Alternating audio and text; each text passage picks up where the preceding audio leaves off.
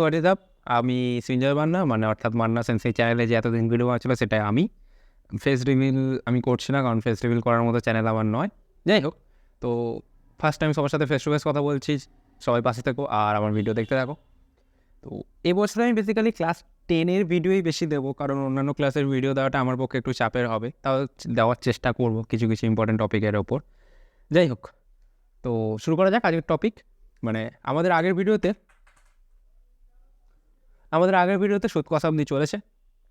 আজকে সুদ কষার একটা বিশেষ কথা বলে আমরা পরের অঙ্কগুলো শুরু করব। আগের দিন যত সম্ভব 11 আর 12 অঙ্কটা আমি হোমওয়ার্ক দিয়েছিলাম, কতজন করেছিস আমি জানি না, কিন্তু একটা জিনিস লক্ষ্য কর, ঠিক আছে? দেখ, আমরা এই ফর্মুলাটা শিখেছি I=PTR/100 কীভাবে হয় সেটা আমি আগের ভিডিওতে বলে দিয়েছিলাম। আমি ডেসক্রিপশনে লিঙ্ক দিয়ে দেবো, দেখে নিস ওটা। তো এই ফর্মুলাটা হচ্ছে একদম মাদার ফর্মুলা, ঠিক আছে? এই ফর্মুলাটা মাদার ফর্মুলা। তারপরে অনেকে দেখবি এইরকম ফর্মুলা লেখে, P=100I/TR, R=100I/PT, T=100I/PR, ঠিক আছে? তো এটাকে আমি ফর্মুলা বলে, মানে এগুলো এককভাবে বানানো ফর্মুলা নয়। ক্লাস 7-এ সমীকরণ শিখেছি, সমীকরণের নিয়ম কাজে লাগিয়ে আমরা টি এর ভ্যালু এইটা থেকে বার করতেই পারি, তাই তো? পি এর ভ্যালু বার করতে পারি, আর এর ভ্যালু বার করতে পারি, সেটাকেই ঘুরিয়ে ঘুরিয়ে এখানে লেখা হয়েছে। তো আমি বলবো যে এগুলো মুখস্থ রাখার কোনো ব্যাপার নেই, তোরা এমনি খালি শুধুমাত্র এই ফর্মুলাটাই মনে রাখবি, এটাই যথেষ্ট, ঠিক আছে? ভুলও এরকমভাবে কিছু মনে রাখতে যাস না। I=PTR/100, যেগুলো দরকার সেগুলো আমরা সমীকরণে বসাবো এবং মান বার করবো, ওকে? এতটুকুই। এবার আর একটা খুব ইম্পর্টেন্ট কথা, সুদ আসল বা এটাকে সমবৃদ্ধিমূল বলা হয়ে থাকে, ঠিক আছে? সুদে আসলে কত টাকা পাবে বা সমবৃদ্ধিমূল কত হবে, যখনই এটা বলবে তখন আমরা P+I বার করি। এটা আমার আগের ভিডিওরই একদম ফার্স্টে শুরু হওয়ার আগেই বলে দেওয়া উচিত ছিল, বাট আমি এই পার্ট 2-তে বলছি। যাই হোক, কোনো ব্যাপার নয়। তো P+PTR/100 বা P+1+TR/100, ঠিক আছে? P×1+TR/100।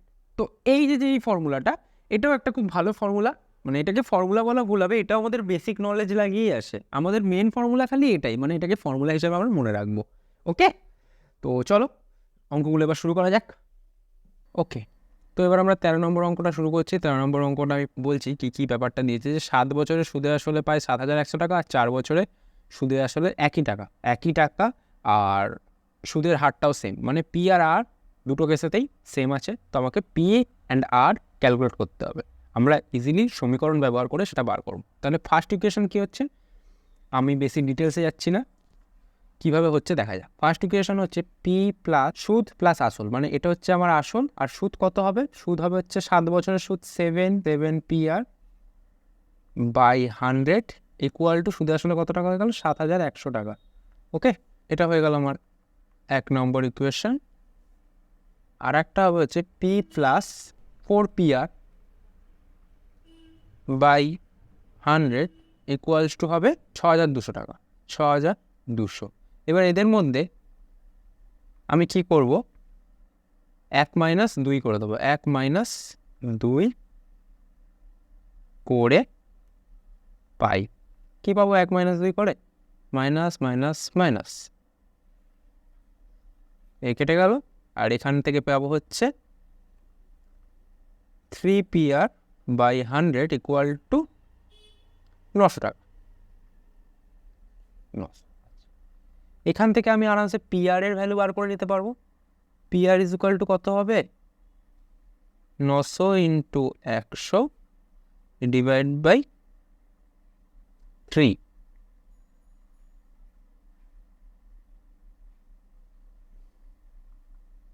তাহলে পিআর ইজ ইকুয়াল টু এইটা পেলাম। এটাকে আমি 3 নম্বর লিখে দিয়ে এটা লিখবো যে 1 নং সমীকরণে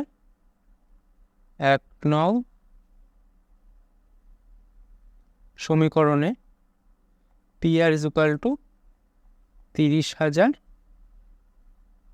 বসিয়ে পাই, ওকে?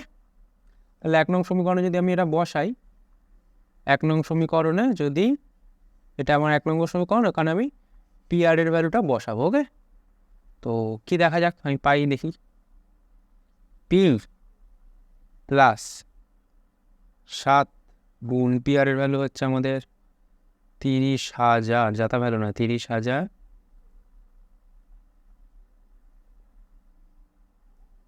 Equals to 7,100। এখানে দুটো শূন্য, এখানে দুটো শূন্য, এটা এটা কেটে গেল। তাহলে আমরা পেয়ে যাচ্ছি 2,100, মানে পি প্লাস 2,100 ইকুয়াল টু 7,100। তাহলে পি এর ভ্যালু আসছে 7,100 মাইনাস 2,100 ইকুয়ালস টু 5,000। তাহলে পি এর ভ্যালু পেয়ে গেলাম 5,000। এরকমভাবেই আর এর ভ্যালুও পেয়ে যাব। কি করব না, পি ইকুয়াল টু 30,000 বাই 5,000 করব। তাহলে আর এর ভ্যালু হচ্ছে 6%। হলো? তাহলে আমাদের অ্যান্সার কি পাচ্ছি আমরা?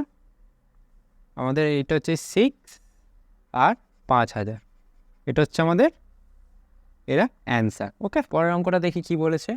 বলছে একই সময়ে অমল রায় ব্যাংকে এবং পশুপতি ঘোষ পোস্ট অফিসে 2,000 টাকা জমা করে রাখেন। ঠিক আছে, 3 বছর পরে তারা সুদসহ 2,360 এবং 2,480 টাকা ফেরত পান।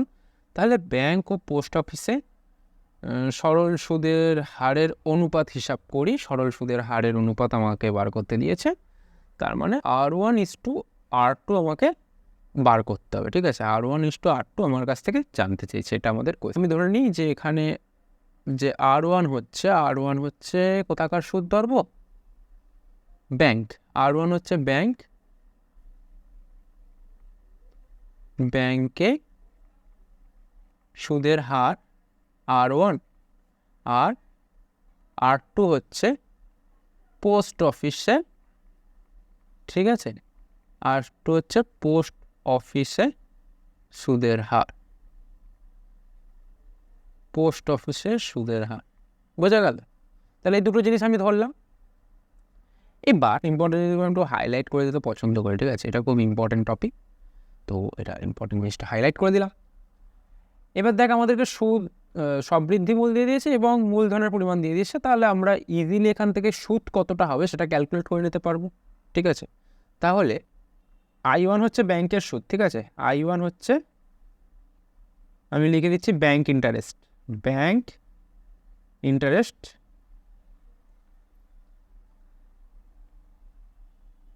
I1, আর I2 হচ্ছে পোস্ট অফিসের ইন্টারেস্ট।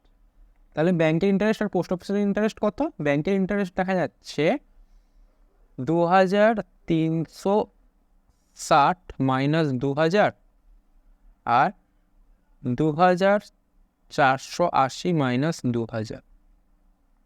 একটা হচ্ছে 360, একটা হচ্ছে 480। ওকে, তাহলে I1 I2 পেয়ে গেলাম। R1 R2 আমাকে ক্যালকুলেট করতে হবে। এবার একটা জিনিস করা যাক, I1 by I2 is equal to PR1T by 100 আবার PR2T বাই 100। এই সমীকরণটা কেন লিখলাম বুঝতে কারণ কি অসুবিধা হচ্ছে?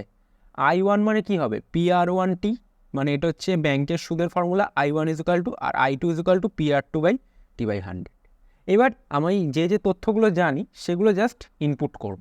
দেখো, পি আর টি দুটো ক্ষেত্রেই সমান, কারণ পি এখানে হচ্ছে 2,000 টাকা আর টি হচ্ছে 2 বছর বা কত বছরের জন্য রেখেছিল, 3 বছর, 3 বছরের জন্য তারা রেখেছিল। তো হোয়াট এভার, সেটা আমার জানার বিষয় না। ঠিক আছে, তো এতটা। এবার আমি জিনিসগুলো খালি জায়গায় বসিয়ে দিয়ে দেখি কী কী আসে। প্রথমটার ক্ষেত্রে আসছে 360 বাই 480 ইকুয়ালস টু, দেখো 100 কেটে যাবে,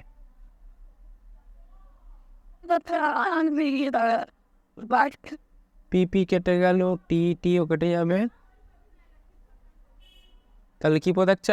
R1 বাই R2, 0 0 কেটে গেল, ছয় ছয় 36, 12 দিয়ে যায়, 3 বারং 36, 4 বারং 58। তাহলে R1:R2 = 3:4। তাহলে 3:4 হচ্ছে আমাদের অ্যান্সার। ওকে, এবারে যে অঙ্কটা দিচ্ছে যে একটি যন্ত্রচালিত তাঁত ক্রয় করবার সময় 15,000 টাকা ধার নেয়, 5 বছর পরে সেই ধার শোধ করতে এত টাকা দিতে হলো, তাহলে ব্যাংকে বার্ষিক শতকরা সরল সুদের হার বার করতে বলেছে। তাহলে আমরা এখান থেকে ইজিলি আই পেয়ে যাব। I = 22,125 মাইনাস 15,000, বিয়োগ করলে চলে আসবে হচ্ছে 125 অ্যান্ড 15 থেকে 7,125। ঠিক আছে, এটা আমরা আই পেয়ে গেলাম। আবার আমরা জানি I = PRT/100। আই এর ভ্যালু হচ্ছে 7,125 এবং পি এর ভ্যালু হচ্ছে 15,000। আর এর ভ্যালু বার করতে দিয়েছে, টি হচ্ছে এখানে 5। এটা খুবই সোজা অঙ্ক দিয়েছিল। ওকে, তাহলে R = 7,125 বাই 5 গুণ 150। তো কাটাকুটি শুরু করি। 5×4 = 70,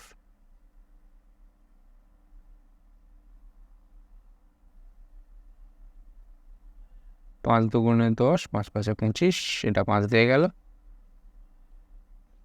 30, 5 দিয়ে গেলে হবে হচ্ছে 5 × 2 = 10, 5 × 8 = 40, 5 × 5 = 25, 3 দিয়ে গেলে 10, 10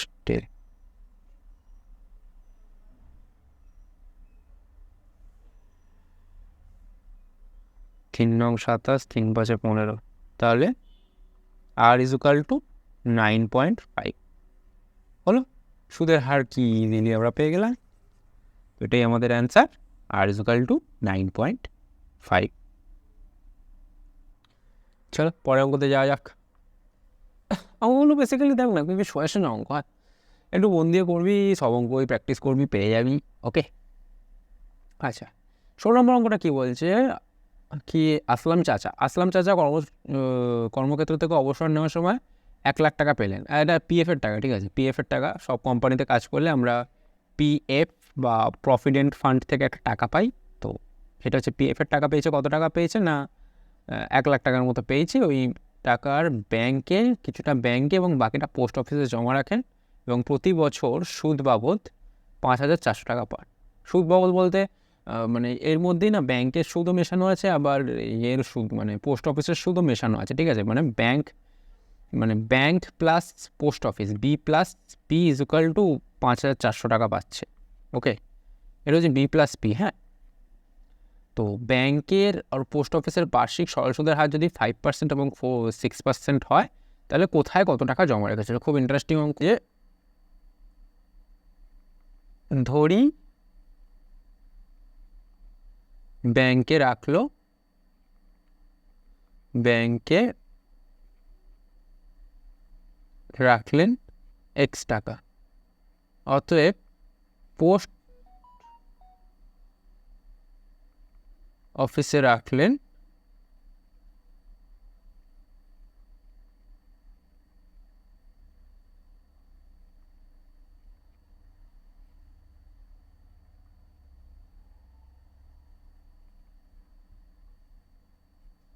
এত টাকা।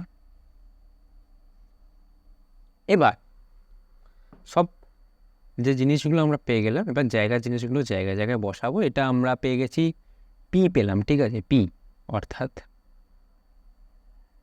ইকুয়েশনটা যদি বানাই,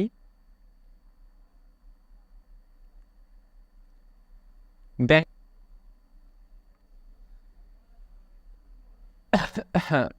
plus 1 lakh minus x into 6 into 1 by 100 = 5,400।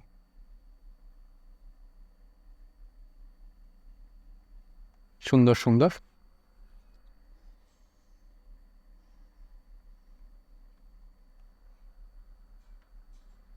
100 টাকা ওদিকে পাঠিয়ে দিতে পারি, ঠিক আছে। এটা হয়ে যায় 5x প্লাস 6 লাখ,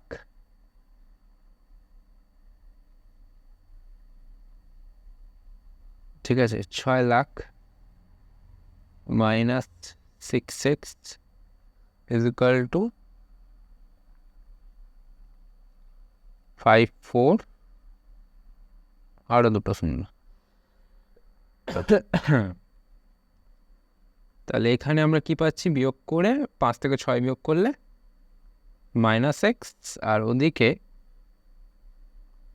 54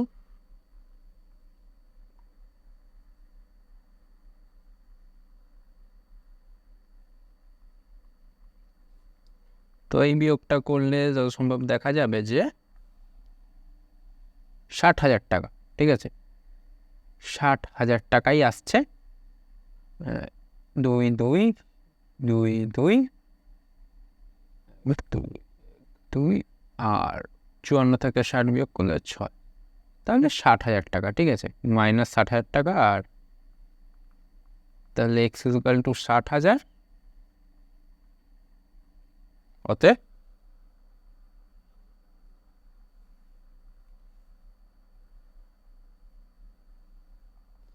ব্যাংকে রেখেছিলেন 60,000 টাকা, আর পোস্ট অফিসে রেখেছিলেন 40,000 টাকা, ঠিক আছে। দারুণ অঙ্ক ছিল এটা একটা।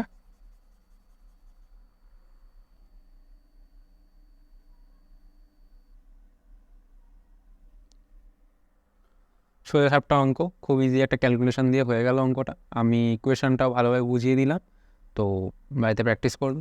চলো পরের অঙ্কতে যাওয়া যাক। 17 নম্বর অঙ্কতে কি দিয়েছে আমাদের, আশা রাখছি এটাতে ইন্টারেস্টিং কিছু পাবো। রেখা দিদি তার সঞ্চিত অর্থের, আচ্ছা সঞ্চিত অর্থের 10,000 টাকা দুটি আলাদা ব্যাংকে ভাগ করে একই সময়ে জমা দিলে। একটি ব্যাংকে সরল সুদের হার 6% আর অন্য ব্যাংকে সরল সুদের হার 7%। 2 বছর পরে তিনি সুদ বাবদ 1,280 টাকা পান। তিনি ব্যাংকে কত টাকা জমা করেছিলেন হিসাব করে, তিনি কোন কোন ব্যাংকে কত টাকা জমা করেছিলেন হিসাব করে দেখি। আচ্ছা, ব্যাংক এখানে আছে B1 এবং B2, এখানে হচ্ছে B1 R B2, bank 1 and bank 2।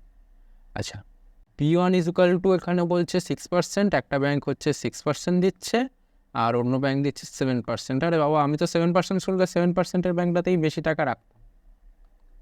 হ্যাঁ, অবশ্যই ব্যাংকের ভ্যালিডিটি ম্যাটার করে, মানে যেমন কারুর বৈশ্য ব্যাংক ছিল, সেটা খুব শিগগিরই উঠে গেছিলো, সেরকম ব্যাংকে আমি কেন টাকা রাখবো? আমি SBIতেই টাকা রাখা পছন্দ করবো। তো রেখা দিদিও এরকমই কিছু একটা ভেবেছি, যাই হোক। আর সঞ্চিত অর্থের, আচ্ছা এখানেও তাহলে এরকম ব্যাপার চলে আসবে যে ব্যাংক 1-এ কত টাকা রাখছে। আচ্ছা, এটা হয়ে গেলো পার্সেন্টেজের ব্যাপার, এটা হয়ে গেল আর এর ক্ষেত্রে। এরপর হচ্ছে পি এর ক্ষেত্রে, দুটো ক্ষেত্রে পি কী কী হবে তো সেগুলো লিখে দিই। তো B1-এর ক্ষেত্রে আমি ধরবো x, আর B2 এর ক্ষেত্রে তাহলে অবশ্যই হয়ে যাবে 10,000 minus x।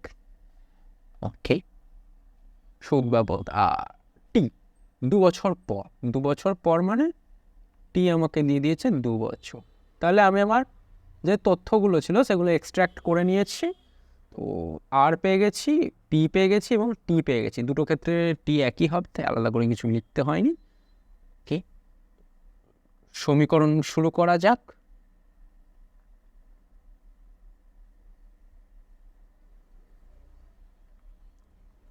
P R T by 100 plus আবারও একটা পি আর টি বাই 100কে আমি লিখছি।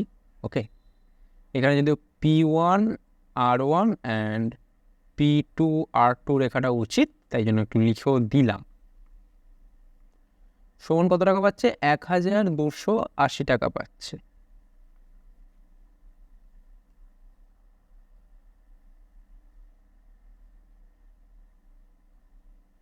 x R1 হচ্ছে 6%, টি যেমন থাকার, টি এখানে হচ্ছে 2 বছর, টি আমাদের টি আমাদের 2 বছর, তো টি লিখে দিলাম 2 বছর ইন্টু এক্স। এই সমীকরণ এটা ভাই তোরাও সলভ করতে পারতিস, আমার করে দেওয়াটা এটা উচিত নয়, বাট তাও করে দিচ্ছি। ওকে, কারণ করে দিলে সবার একটু সুবিধাই হয়ে যাবে, তো করে দেওয়াটাই ভালো।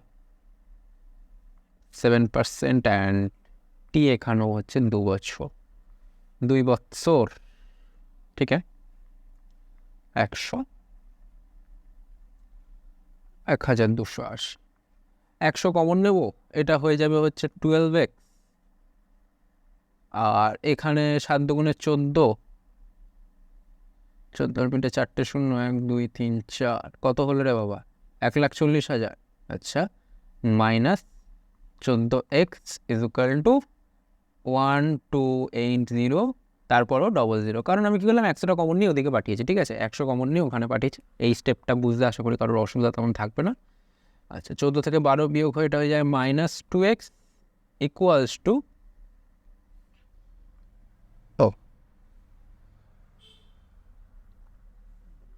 -2x ইকুয়াল টু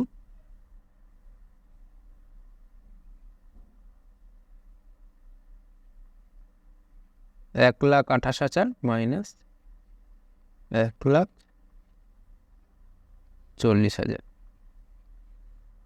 তাহলে 1,40,000 থেকে আমি 1,28,000 বিয়োগ দেবো, তো বিয়োগ দিয়ে দেখা যাবে কি হচ্ছে 3টে 0, আর এবার থেকে 10 করে গেলে 2, হাতে রইলে 1 থেকে 3 হতে 4 করে গেলে 1, তাহলে 12, তাই তো? হিসাবটা একবার ঠিক আছে চেক করে নিই। 2 1 3 মাইনাস 12,000, তাহলে obviously x is equal two 6,000 পাইলাম আমরা। 6,000টা যেটা পাচ্ছি, তাহলে এক্স যদি 6,000 হয়, তাহলে B1-এ উনি B1-এ রেখেছেন 6,000 টাকা, আর B2-তে রেখেছে 4,000 টাকা। ওকে, এটা আমাদের অ্যান্সার। 8 নম্বর অঙ্কটা, 8 নম্বর অঙ্কটা ভারী সুন্দর অঙ্ক। কি অঙ্ক দিয়েছে একটু দেখে নেওয়া যাক। 5% হারে সরল সুদ দেয় দীপুবাবু প্রথম বছরে 15,000 টাকা জমা দেওয়ার 3 মাস পরে 3,000 টাকা তুলে নেন, এবং টাকা তুলে নেওয়ার 3 মাস পরে আবার তিনি 8,000 টাকা জমা দিলেন। বছরের শেষে দীপুবাবু কত টাকা পাবেন নির্ণয় করি। বাহ বাহ বাহ বাহ বাহ, চলো এটা করতে মজা আসবে। বাৎসরিক সুদের হার দিয়েছে 5%, মানে আমাদের আর হচ্ছে এখানে 5%, কিন্তু দীপুবাবু এখানে পিকে নিয়ে অনেক খেলা করেছে, ঠিক আছে। বছরের প্রথমে অর্থাৎ জানুয়ারি মাসে তিনি 15,000 টাকা জমা দিলেন, 3 মাস টাকাটা খেটেছে, তারপরে 3,000 টাকা তুলে নিয়েছে, ঠিক আছে। তাহলে আমি 3 মাসে কত টাকা হচ্ছে সেটা একবার হিসাব করে নিই, যে 3 মাসে কত টাকা হচ্ছে। 15,000 টাকার 3 মাসের,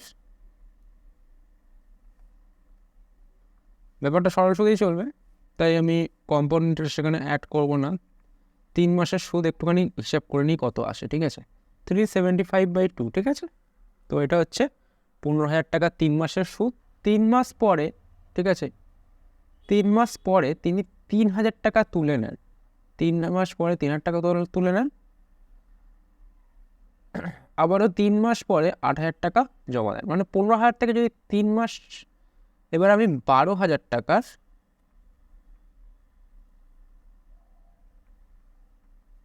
কত মাসের সুদ বার করব?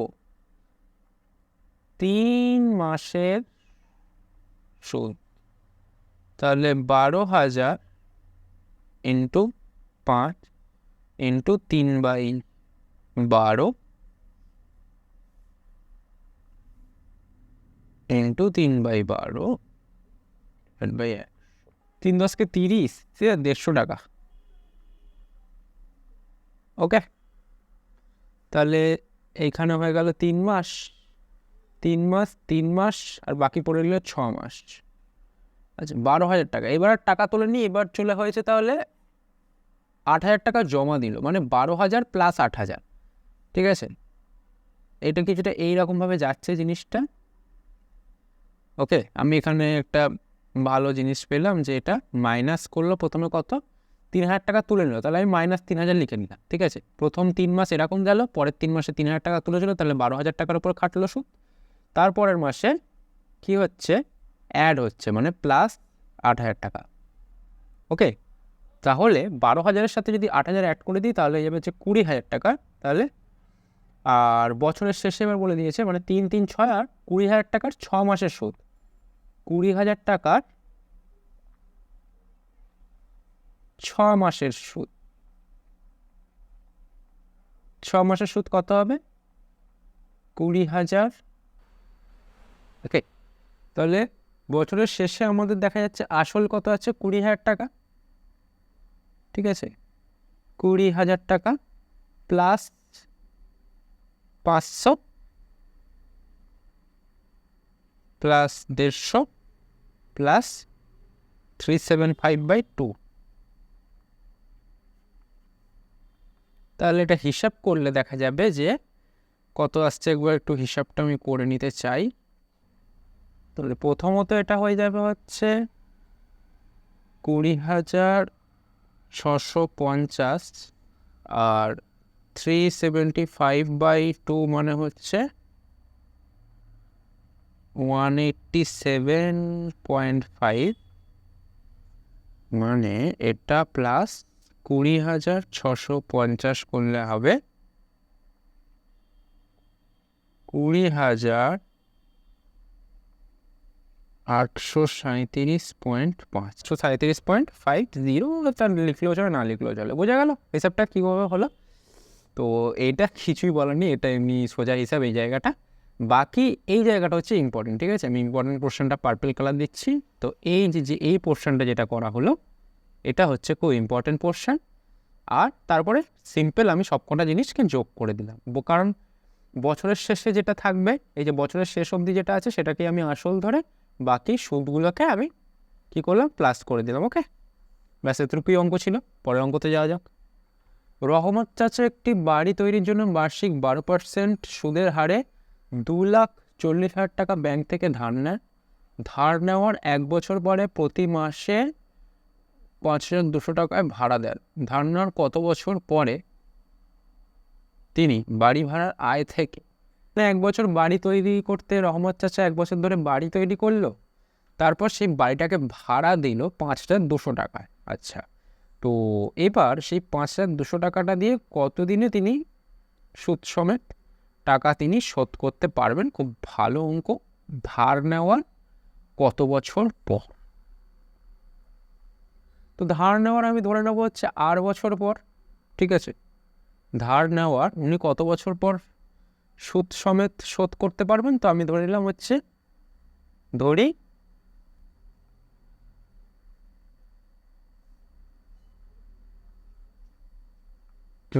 8 বছর লাগবে। হ্যাঁ, 8 বছর কেন, টি বছর লাগবে। ধরি টি বছর সময় লাগবে, টি বছর সময় লাগবে। ভালো কথা, টি বছর সময় লাগবে।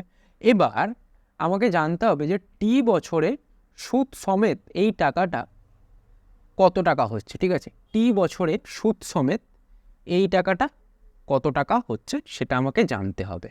তাহলে আমি কি করব, সুদ সমেত হচ্ছে মানে সুদে আসলে কত টাকা হচ্ছে 2,40,000 টাকা।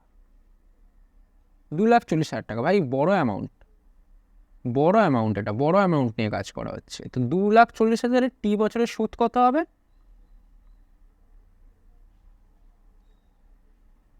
টি বছরের সুদ 12% হারে কত টাকা হচ্ছে সেটা যা হবে আমার 5,200 টাকা করে আমি নিলাম, নিয়ে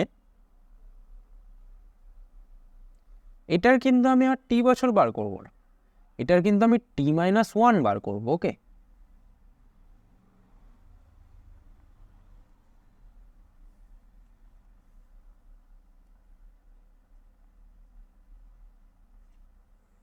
হলো ব্যাপারটা বোঝা গেল কি হলো? কারণ এখানে T-1ই হবে, অলরেডি 1 বছর টাকা খেটে গেছে আর এখানে 1 বছর পর থেকে আমরা নেওয়া শুরু করলাম। সমঝে ব্যাপারটা? চলো এগোনো যাক আর একটু। 24,000 আমি কমন নিতে পারি। ইয়েস, 24,000 মানে 24,000 বলছি, 2,40,000 আমি কমন নিয়ে নিলাম। আচ্ছা, এখানে ব্যাপারটা কি করছি, 2,40,000কে ডাইরেক্ট আমি ওদিকে পাঠিয়ে দিচ্ছি। ওকে, ইচ্ছা করি একটু করছি আমি, দেখা যাক না কি হয়। 26 দুগুণে 52, তাহলে এখানে আমরা পাচ্ছি 100 plus 12t is equal to oh shit, আমার এত আমি টাইপিংয়ে মাঝে মাঝে তো মিস্টেক করি না সত্যি। 26t minus 26। তো চলো এটা এদিক ওদিক করে দেখি কত আসে। 12টাকে আমি এদিকে পাঠাবো, 12টাকে আমি এদিকে পাঠাবো আর 26কে এদিকে পাঠাবো, তো কত আসে দেখা যাক।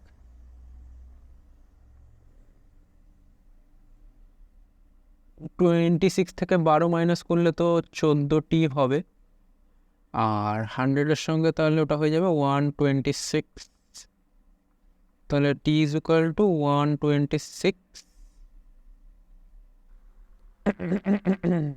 তাহলে কত বছর সময় লাগবে আমাদের? 9 বছর সময় লাগবে। বোঝা গেল?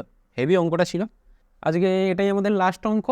পরের ভিডিওতে আমরা হয়তো এমসিকিউ নিয়ে আলোচনা করতে পারি, আর নয়তো এমসিকিউ একটা খুব ছোট একটা ভিডিও আসতে পারে। ওকে, যদি তোদের প্রবলেম থাকে কমেন্টে জানাবি যে এমসিকিউ এর ভিডিওগুলো দরকার, মানে এমসিকিউ কিছু কিছু বুঝতে অসুবিধা হচ্ছে, তাহলে আমি এমসিকিউ এর ভিডিও বানাবো। আদারওয়াইজ এমসিকিউগুলো খুবই সোজা আছে, তোরা নিজেরা প্র্যাকটিস করেও করে নিতে পারবি। ওকে, চলো লেটস স্টার্ট।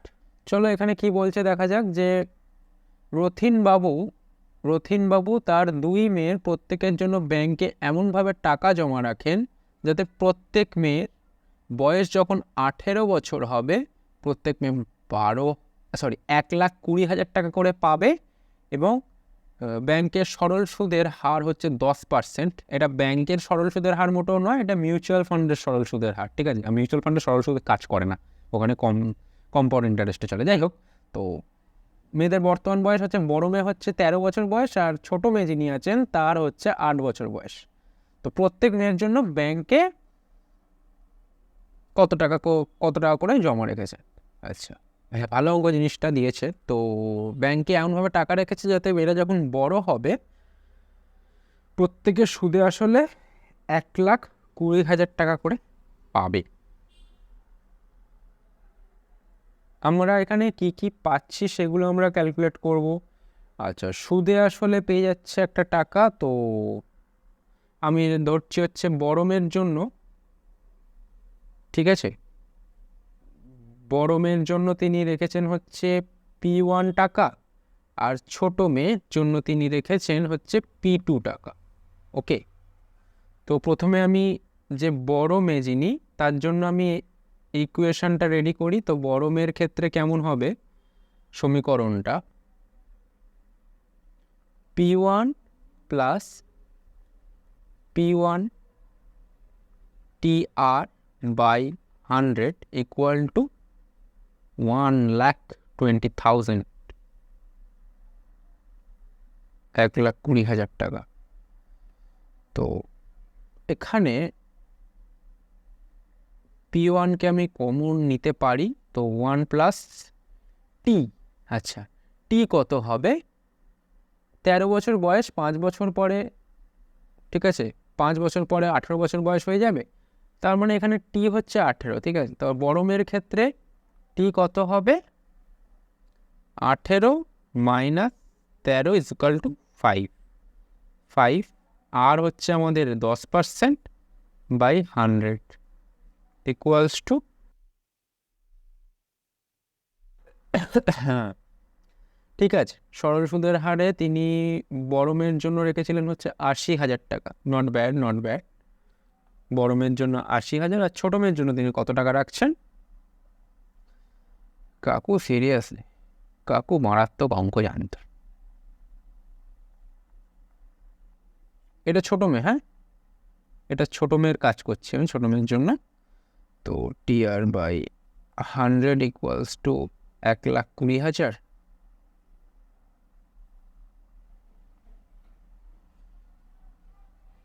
ওকে, T2 1, আর সেখানে টি কত হবে?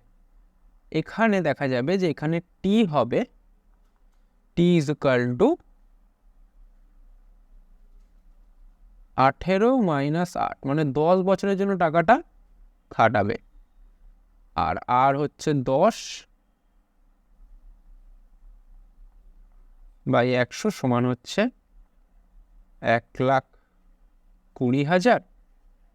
আচ্ছা, P2 ইন্টু 10 10 কেটে গেল, এটা ওটাও কেটে গেল, তার নিচে 1 1 1 পড়ে রইল। তো আমার কাছে পড়ে থাকছে হচ্ছে 1 + 1 ইকুয়াল টু 1,20,000। আর P2 ইজ ইকুয়াল টু, এটা 2 দিয়ে 1,20,000কে ভাগ করলে হয়ে যাবে হচ্ছে 60,000 টাকা। 6 দুগুণে 12, তো 60,000 টাকা আমরা পাচ্ছি। তাহলে কি কি ভ্যালু পেলাম? তিনি বড় মেয়ের জন্য রেখেছিলেন হচ্ছে 80,000 টাকা, আর ছোটো মেয়ের জন্য রাখলেন 60,000 টাকা। হেভি অঙ্ক, দারুণ অঙ্ক, খুব সিম্পলিভাবে আমরা করে ফেললাম। তো ঠিক আছে, আজকের ভিডিওতে এতটাই থাকুক, নেক্সট ভিডিওতে দেখা হচ্ছে। আর যেটা বললাম যে এমসিকিউতে কারোর কিছু প্রবলেম হলে কমেন্টে জানা, আমি ভিডিও বানিয়ে দেবো। ওকে, তো বাই বাই, সবাই ভালো থেকো, stay safe, stay healthy, and advance happy new year. Happy new ইয়ারের আগে আর একটা ফিজিক্সের ভিডিও দেওয়ার ইচ্ছা আছে। ওকে, বাই বাই।